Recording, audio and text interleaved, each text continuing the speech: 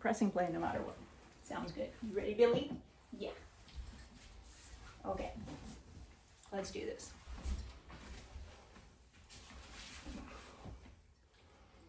All right.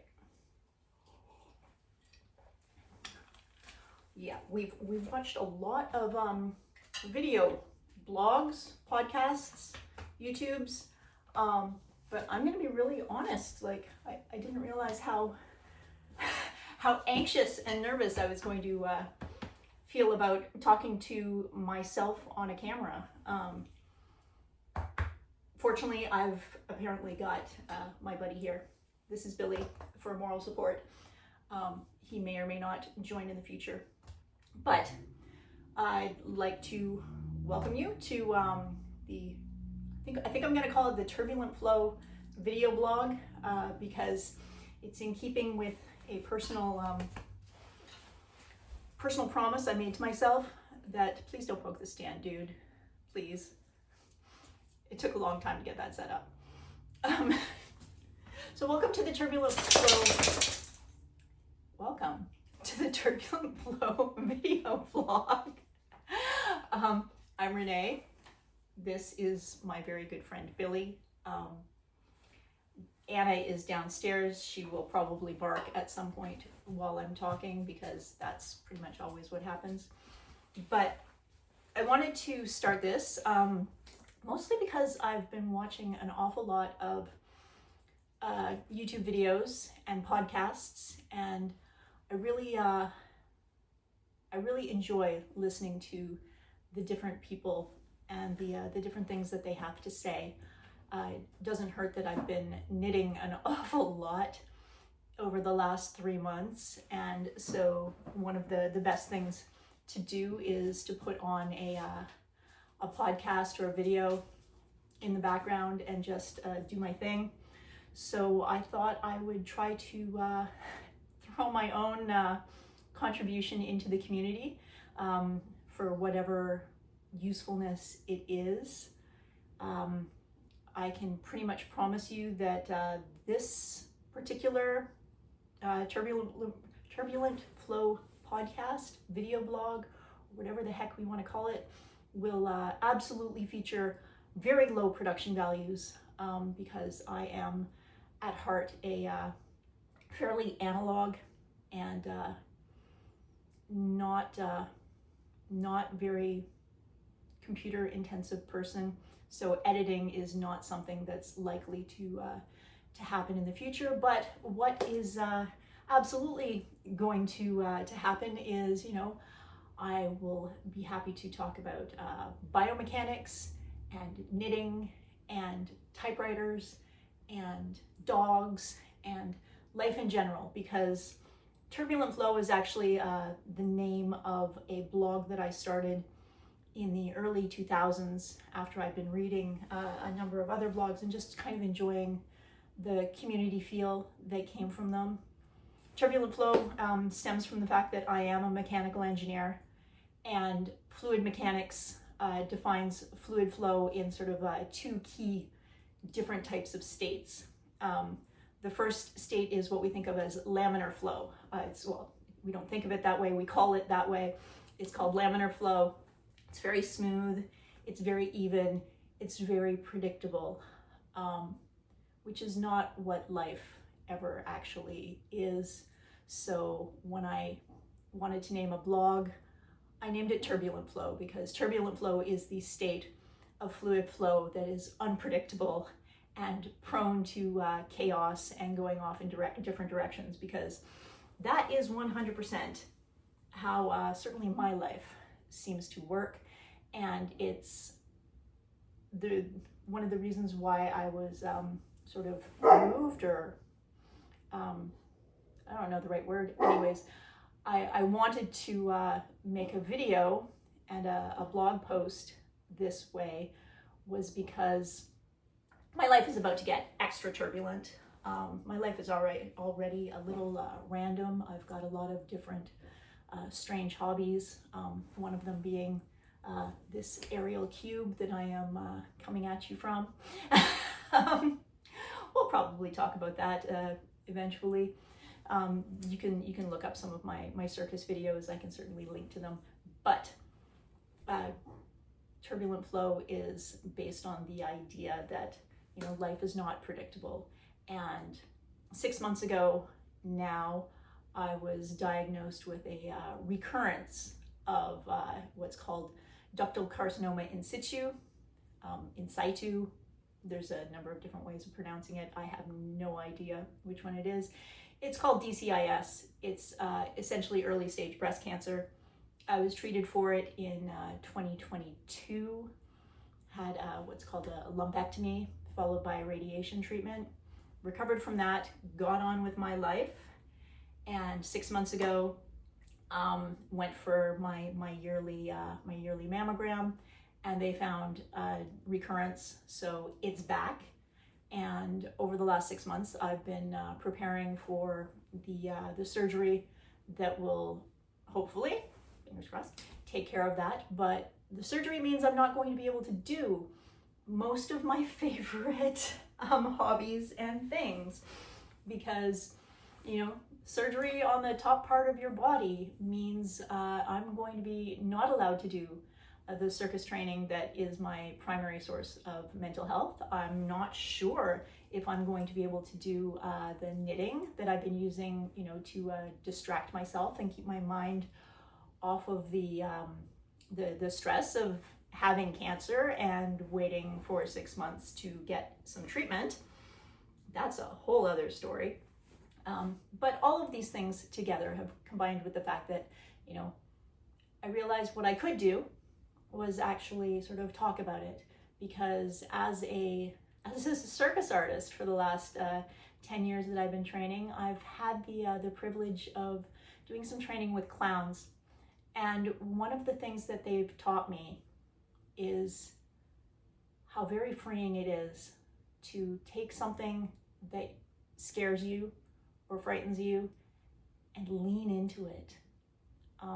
I did it when I was recovering from my first breast cancer surgery, my lumpectomy, and leaning into the fear and talking about it was spectacularly helpful. So I'm going to try and take that same advice this time and lean into what's in front of me and what's about to happen, because I can't make any actual blog posts. Like I said, I'm not even sure how much writing and typing I'm going to be capable of. And to be honest, if you ever look up that old blog of mine, the posting frequency was extremely limited, and highly random, as is many things when it comes to myself and my life. So yeah, that's what this particular blog post is meant to be and should be going forward. I have no real plans for exactly what I'm going to talk about. Maybe I will, you know, plan things in the future, but today I just decided that it was a good time to just jump in the water and see what's happening, because there are some other video bloggers, content creators, YouTubers that I've been following for a while that I really admire, and they seem to be doing the video blogs and making the videos that they are as a way to connect with community and connect with other people, because that is what, you know, the internet to me has always been.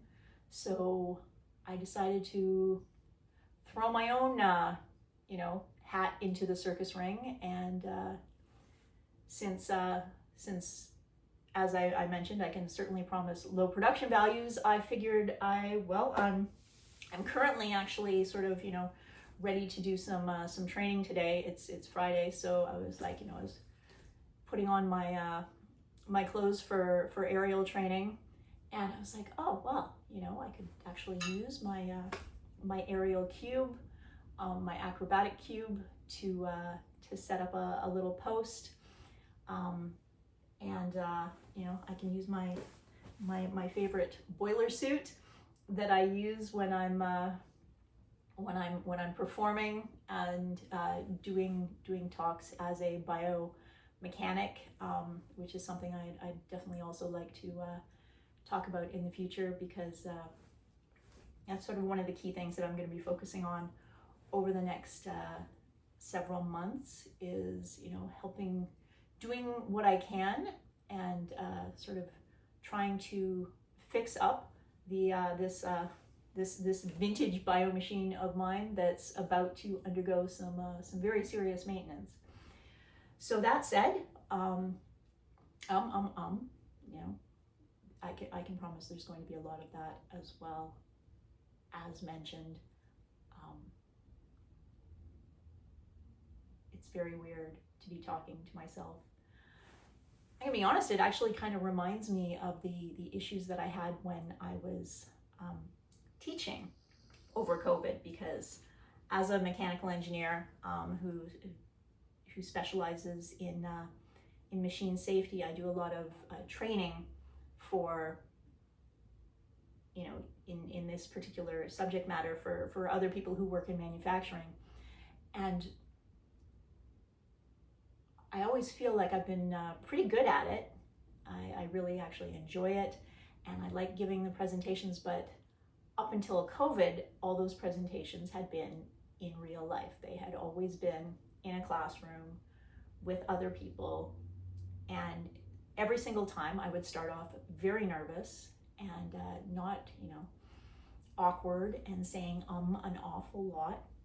And I found, thanks to some of the clown training that I'd done, that simply talking about that, putting it right out there, saying to people, hey, I'm nervous, I'm giving this presentation, I'm going to be standing up here talking to you about something that I'm genuinely very passionate about and have made a career in, but I am not a professional presenter. This is not what I do on a day-to-day basis.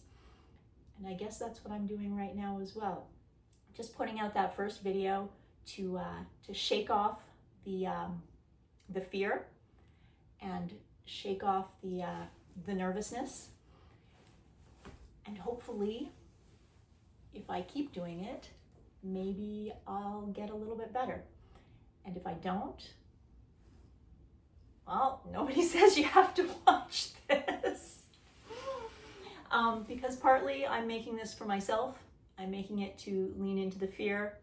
I'm making it to document what's happening in my life right now as I go through this particular surgery and dealing with the whole cancer piece of thing. But it's not the only part of my life. There's, you know, my life also has circus training and friends and community and all of the other things that I enjoy doing, in addition to, you know, a career that I genuinely love and I'm going to have a bit of a hard time stepping back from. But that's a whole different kettle of fish. But all of these things combined, I just want to sort of put it out there and make a video today that really is just meant to be sort of very old-timey internet, I suppose, is the way I'm approaching it, because I remember when the internet, you know, sort of came up. I'm 53 years old, so I very solidly did not grow up with computers. I did not grow up with the internet. I remember when we had AOL dial-up, and at the beginning, things were very unfiltered. They were very raw. Obviously, people had to learn to be a lot more careful as the internet grew bigger. And that's really unfortunate, because it has reduced the amount of, I think, connection that people have had over time, and that I think we still want. And I think as the algorithm takes over things, that's not good, you know. So I thought I'd just that's kind of the purpose of this, I suppose, is to put something out that isn't made for the algorithm, most definitely As I said, I've got my phone set up and I'm literally sitting in a cube that I do acrobatics in. I can link to a YouTube video that I've made in the past where I'm performing on it, and maybe, you know, maybe there'll be some of that. I have no idea, but that's kind of the fun part. I want to just make a video that really is very old-fashioned, I suppose. Wow. I'm old enough that when I talk about the 1990s and the early 2000s as old-fashioned, despite the fact that that was over 25 years ago,